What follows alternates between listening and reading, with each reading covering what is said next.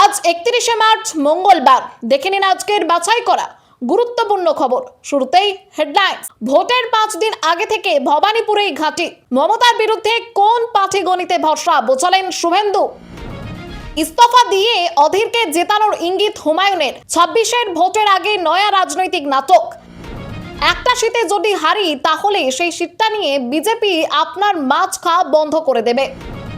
যে ভোট জীবনে দেখেননি সেই ভোট এবার দেখবেন, বড় দাবি শিশির অধিকারীর। কেন বললেন? দিদিকেই ভোট দেব, আপনি কে? বর্ধমানে বিজেপি প্রার্থীকে ঘিরে মহিলাদের বিক্ষোভ। সিইও অফিসের দোতলায় কি রাখা? ফর্ম 6 নিয়ে প্রশ্ন অভিষেকের। বিহার উত্তরপ্রদেশের লোক ঢোকানোর অভিযোগ। এখনো ধোঁয়াশায় জোটের ভবিষ্যৎ। তৃতীয় দফায় 3 আসনে প্রার্থী ঘোষণা আইএসএফ এর। ভোটের আগে ঝাড়গ্রামে শক্তি বাড়ালো বিজেপি। বাঁশ কেটে রাখতে বললেন দিলীপ ঘোষ। এছাড়াও রয়েছে আরো বেশ কিছু খবর। বাংলা পলিটিক্সের সমস্ত খবর প্রতিদিন সকালে দেখতে সাবস্ক্রাইব করুন আমাদের বি পলিটিক্স চ্যানেলটি। আর একটা লাইক করার অনুরোধ রইল। আপনার একটা লাইক আমাদের কাজের উৎসাহ অনেকটাই বাড়িয়ে দেয়। এবার আসছি বিস্তারিত সংবাদে। শুভেন্দু অধিকারী নন্দীগ্রামের পাশাপাশি ভবানীপুরেও প্রার্থী। সোমবার হলদিয়ায় নন্দীগ্রাম কেন্দ্রের জন্য মনোনয়ন জমা দিয়ে তিনি দাবি করেন 2021 সালের তুলনায় এবার নন্দীগ্রামের মতো ভবানীপুরেও তার জয় অনেক সহজ হবে। শুভেন্দু বলেন, মানুষের যা উৎসাহ, মানুষ এখনই গিয়ে ইভিএম এ ভোট দিতে চাইছেন। তিনি জানান 2021 সালে নন্দীগ্রামে 64,000 সংখ্যালঘু ভোট ছিল এবং মমতা বন্দ্যোপাধ্যায় সিএ কে এনআরসি বলে ভুল বুঝিয়েছিলেন। এখন সংখ্যালঘুরা বুঝেছেন এবং হিন্দুরা ঐক্যবদ্ধ হয়েছেন। ভবানীপুর নিয়ে তিনি বলেন, এসআইআর এর পর তো ভবানীপুর বিজেপিরই হয়ে গিয়েছে। তিনি জানান 23 এপ্রিল নন্দীগ্রামে ভোটের পর 24 তারিখ থেকে ভবানীপুরে থাকবেন এবং 29 তারিখ মমতা বন্দ্যোপাধ্যায়কে হারিয়ে স্ট্রং রুম সিল করে ভবানীপুর ছাড়বেন। ভবানীপুরের মনোনয়ন জমা দেবেন 2রা এপ্রিল। সেদিন কেন্দ্রীয় স্বরাষ্ট্রমন্ত্রী অমিত শাহ উপস্থিত থাকতে পারেন। ইস্তফা দিয়ে অধীরকে জেতানোর ইঙ্গিত হুমায়ুনের। 26-এর ভোটের আগে নয়া রাজনৈতিক নাটক। 26-এর বিধানসভা নির্বাচনের মুখে বড়সড় পদক্ষেপ নিলেন ভরতপুরের বিধায়ক হুমায়ুন কবির। শনিবার সরাসরি বিধানসভায় গিয়ে বিধায়ক পদ থেকে ইস্তফা দিলেন তিনি। তৃণমূল থেকে বহিষ্কৃত হওয়ার পর নিজের দল আম জনতা উন্নয়ন পার্টি গড়েছেন তিনি। এদিন ইস্তফা দেওয়ার পাশাপাশি বহরমপুর কেন্দ্রে কংগ্রেস প্রার্থী অধীর চৌধুরীকে জেতানোর পক্ষে সওয়াল করে নতুন রাজনৈতিক সমীকরণের ইঙ্গিত দিলেন হুমায়ুন। তিনি স্পষ্ট জানান, অধীর চৌধুরী জিতুন, এটাই তিনি চান এবং তাকে জেতাতে সাহায্যও করা হবে। আজ হুমায়ুনের দল তাদের নির্বাচনে ইস্তেহার প্রকাশ করবে। আসাউদ্দিন ওয়েসির দল মিমের সঙ্গে জোট বেঁধে এবারের লড়াইয়ে নামছেন তিনি। হুমায়ুন জানান, শুরুতেই 182টি আসনের লড়াইয়ের কথা থাকলেও চাহিদার কারণে বর্তমানে 193টি আসনে প্রার্থী দেওয়া হয়েছে, যা আরো বাড়তে পারে। দলের প্রতীক বাঁশির প্রসঙ্গ টেনে তিনি বলেন, ফুটবল মাঠে বাঁশি দিয়ে ম্যাচ নিয়ন্ত্রণ করা হয়। 4 তারিখ আমরাও বাঁশি বাজিয়ে ঠিক করব কারা সরকার গড়বে। নন্দীগ্রাম ও ভবানীপুরের মতো গুরুত্বপূর্ণ কেন্দ্রীয় প্রার্থী দিচ্ছে তার দল। হুমায়ুনের দাবি, তৃণমূল বা বিজেপি কেউই একক সংখ্যা গরিষ্ঠতা পাবে না, বরং তার দল 2 অঙ্কের আসন পেয়ে নির্ণায়ক শক্তির ভূমিকা পালন করবে। একটা সিটে যদি হারি তাহলে সেই সিটটা নিয়ে বিজেপি আপনার মাছ খাওয়া বন্ধ করে দেবে। বিজেপি এলে বাংলা সংস্কৃতি বদলে যাবে। বাংলায় এলেই চলবে বুলডোজার, বাইরের লোকজন সব দখল করে নেবে। ভোটের আগে বাঙালিকে সতর্ক করলেন মমতা বন্দ্যোপাধ্যায়। পূর্ব মেদিনীপুরের পাঁশকুড়া সভা থেকে তিনি বললেন, একটা সিট যদি হারি সেই সিটটা নিয়ে বিজেপি মাছ খাওয়া বন্ধ করে দেবে। তিনি আরো বলেন, প্রতিটা সিট আমার কাছে গুরুত্বপূর্ণ। একটা সিট যদি হারি তাহলে সেই সিটটা নিয়ে বিজেপি আপনার মাছ খাওয়া বন্ধ করে দেবে, আপনার মাংস খাওয়া বন্ধ করবে, আপনার কথা বলা বন্ধ করবে। মমতা বন্দ্যোপাধ্যায় জানিয়েছেন, বিজেপি রাজ্যে ক্ষমতা এলে বাঙালির আবেগ ও সংস্কৃতি নষ্ট হবে। মাছে ভাতে বাঙালির আবেগকে তিনি হাতিয়ার করেছেন বলে অভিযোগ করছে বিজেপি। এর আগে 21-এর নির্বাচনের আগেও বাঙালির অস্মিতা নিয়ে সরব হয়েছিলেন মমতা। এবার ভোটের অনেক আগে থেকেই তিনি এই ইস্যুতে সরব রয়েছেন। বালুরঘাটের বিজেপি সাংসদ সুকান্ত মজুমদার বলেন, একজন মুখ্যমন্ত্রী বলছেন যে যারা বিজেপিকে ভোট দেবে তাদের বাড়ির বাইরে প্ল্যাকার্ড দিয়ে লিখতে হবে আমি বিজেপি করি না। উনি প্রত্যেকটি ভোটারকে ভয় দেখাচ্ছেন। হারের ভয়ে মমতা বাংলার ভোটারদের ভয় পাওয়ানোর চেষ্টা করছে। যে ভোট জীবনে দেখেননি সেই ভোট এবার দেখবেন, বড় দাবি শিশির অধিকারীর। কেন বললেন? প্রাক্তন সাংসদ তথা শুভেন্দু অধিকারীর বাবা শিশির অধিকারী এগরাই সাংবাদিকদের বলেছেন, যে ভোট জীবনে আপনারা দেখেননি সেই ভোট এবার দেখবেন। ফলাফল এবার পরিষ্কার হয়ে গেছে। এরা চলে যাচ্ছে, এরা আর নেই। মানুষের মন থেকে গেছে, বাকি ভোট বাক্স থেকে চলে যাবে। তিনি লুটপাট, পুলিশ নিয়ে ধমকানো এবং গরিব মুসলমানদের হেনস্থার অভিযোগ তুলে বলেন, এসব কীর্তির জন্যই এবারে এমন ফল হবে। শিশির অধিকারীর পুত্র শুভেন্দু অধিকারী এবার নন্দীগ্রাম ও ভবানীপুর এই 2 কেন্দ্র থেকেই লড়ছেন। ভবানীপুরে তার প্রতিদ্বন্দ্বী মমতা বন্দ্যোপাধ্যায়। নন্দীগ্রাম থেকে মনোনয়ন দাখিল করে শুভেন্দু বলেন, 4 মে পশ্চিমবঙ্গে বিজেপি সরকার হচ্ছে। তৃণমূল নন্দীগ্রামে পবিত্র করকে প্রার্থী করেছে। গতবার নন্দীগ্রামে মমতাকে হারিয়েছিলেন শুভেন্দু। এবার প্রচার জোরদার চলছে দুই দলে। শেষ ফল জানা যাবে 4 মে। দিদিকেই ভোট দেব, আপনি কে?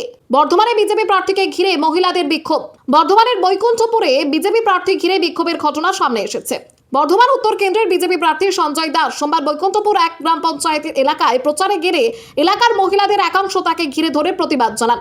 অভিযোগ ওঠে, তাকে এলাকায় কোনোদিনও দেখা যায়নি। মহিলারা সরাসরি বলেন, আমরা দিদিকেই চাই এবং সারা বছর দেখা না পাওয়ার প্রশ্ন তুলে ভোট চাইতে আসা নিয়ে অসন্তোষ প্রকাশ করেন। সঞ্জয় দাস হাত জোর করে পরিস্থিতি সামাল দেওয়ার চেষ্টা করেন এবং ভোট দেওয়ার আবেদন জানান, কিন্তু মহিলারা তাদের অবস্থানে অনড় থাকেন। এর জেরে সাময়িক উত্তেজনা তৈরি হয় এবং শেষ পর্যন্ত প্রচার না করেই তাকে এলাকা ছাড়তে দেখা যায়। ঘটনার পর বিজেপির অভিযোগ, তৃণমূল পরিকল্পিতভাবে এই বিক্ষোভ ঘটিয়েছে যাতে জনসংযোগে বাধা দেওয়া যায়।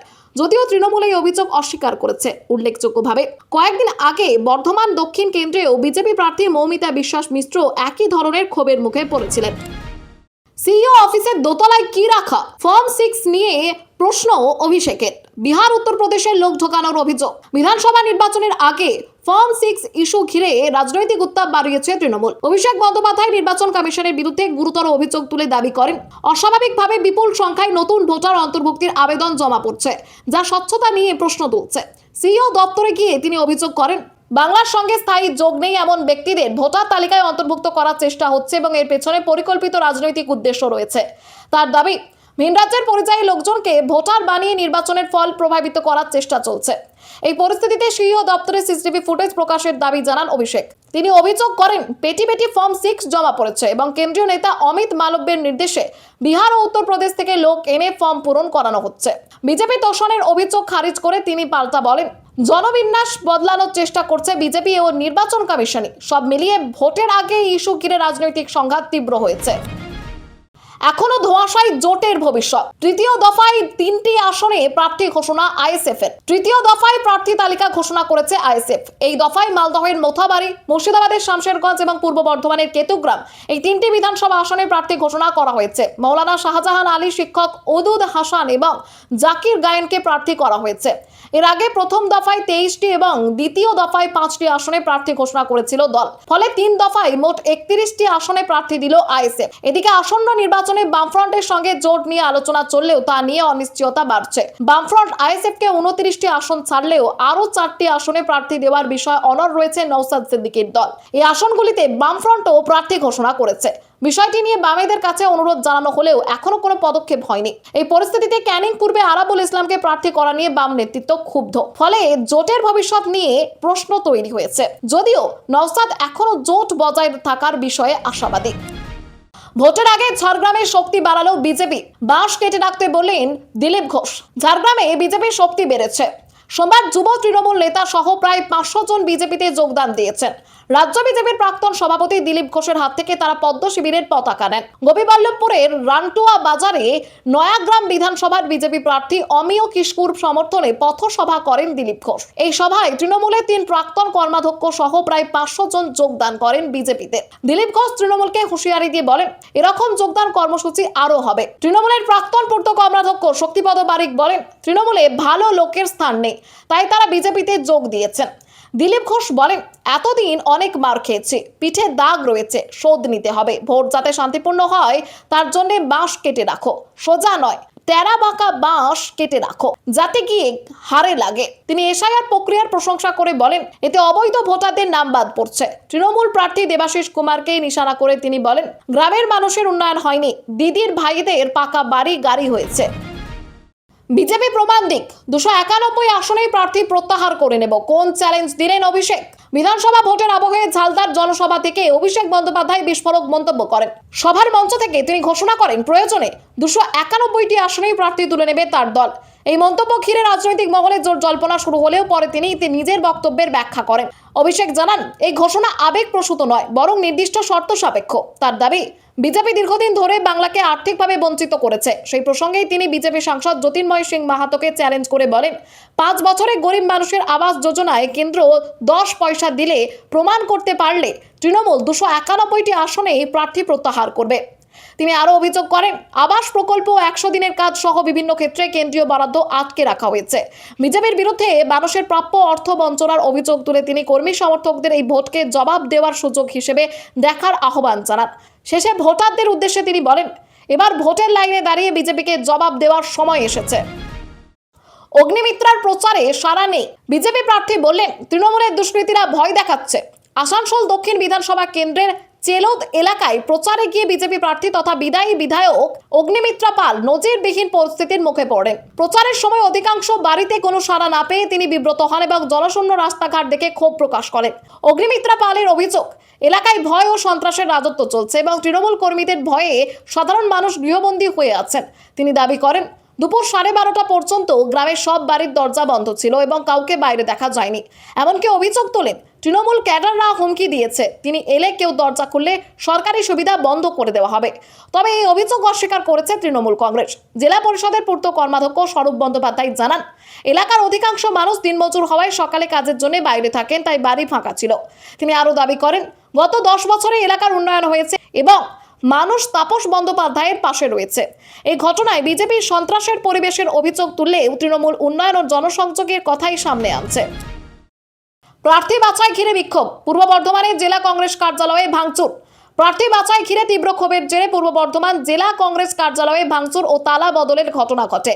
রবিবার প্রার্থী তালিকা প্রকাশের পর ক্ষুব্ধ কর্মী সমর্থকদের একাংশ কার্যালয়ের গেটের তালা ভেঙে নতুন তালা ঝুলিয়ে বিক্ষোভ দেখান। বিক্ষোভকারীদের অভিযোগ, প্রার্থী নির্বাচনে অনিয়ম ও পক্ষপাতিত্ব করা হয়েছে। তাদের দাবি, যাদের প্রার্থী করা হয়েছে তাদের মধ্যে অনেকের পরিবার তৃণমূল কংগ্রেস বা বিজেপির সঙ্গে যুক্ত। এমনকি টাকার বিনিময়ে প্রার্থী দেওয়ার অভিযোগও ওঠে। এতে দলের আদর্শ ও দীর্ঘদিনের কর্মীদের প্রতি অবিচার করা হয়েছে বলে অভিযোগ করেন তারা। এক বিক্ষুব্ধ কর্মী জানান, সারা বছর যারা দলীয় কাজ করেননি তাদেরই প্রার্থী করা হয়েছে, আর দীর্ঘদিনের কর্মীরা মর্যাদা পাননি। এই পরিস্থিতিতে বিক্ষোভকারীরা প্রার্থী তালিকা পুনর্বিবেচনার দাবি জানিয়েছেন এবং সতর্ক করে দিয়েছেন, দাবি না মানা হলে আগামী দিনে বৃহত্তর আন্দোলনে নামবেন তারা। টিকিট পাইনি বলে বিরোধিতা করব, বিক্ষুব্ধদের কড়া বার্তা মমতার। 26 বিধানসভা নির্বাচনের প্রার্থী তালিকায় তৃণমূল একাধিক বদল এনে 74 জন বিদায়ী বিধায়ক ও 4 জন মন্ত্রীকে টিকিট দেয়নি। তালিকা প্রকাশের পর বহু জায়গায় বিদায়ী বিধায়কদের একাংশ দলের বিরুদ্ধে ক্ষোভ প্রকাশ করেছেন। এই পরিস্থিতিতে নারায়ণগড়ের সভা থেকে মুখ খুলে মমতা বন্দ্যোপাধ্যায় জানান, টিকিট পাইনি বলে এটা নয় যে বিরোধিতা করব।